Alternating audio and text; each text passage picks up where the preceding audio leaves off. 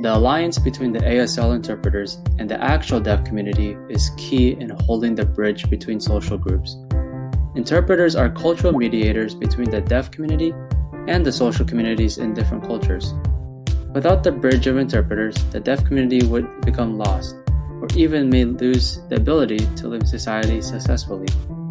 As much as the deaf community needs ASL interpreters, the interpreters need the deaf community just as much. Aside from the fact that the deaf community gives interpreters jobs, there is a bond that the interpreters cannot receive anywhere else.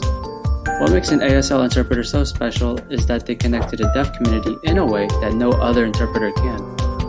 There is a deep meaning behind ASL interpreters and spoken language interpreters. There is no translation app nor system that can accurately translate ASL to spoken words, which eliminates the idea that technology can connect the, per se, normal communities and deaf communities. The ASL interpreters are the personal link between the deaf community and the normal communities because they can help educate and inform others who may not understand what it truly means to be deaf. Both parties need each other to help the community survive and help bridge together the normal culture with the deaf culture. The ability to educate and inform people about a real issue that affects real people is powerful, and gaining support to help destroy the negative connotation that sometimes comes along with being deaf is crucial to every aspect of society. The Americans with Disabilities Act of 1990, or ADA, is a civil rights law that prohibits discrimination based on disability. People who are deaf or hard of hearing are entitled to the same services law enforcement provides to anyone else. They may not be excluded or segregated from services, be denied from services, or otherwise be treated differently than other people. The term hearing impaired is often used to describe people with any degree of hearing loss.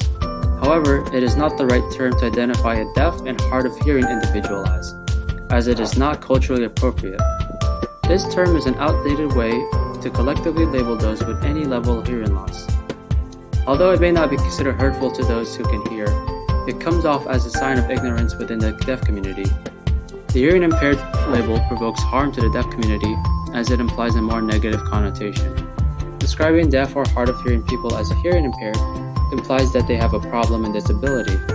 As the term focuses on what individual can do, it sets a standard that everyone should be able to hear. The deaf community does not believe that there's anything wrong with them.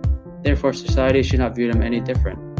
In order to not offend or offensively label any member of the deaf community, it is important to use the proper terms, which are deaf or hard of hearing.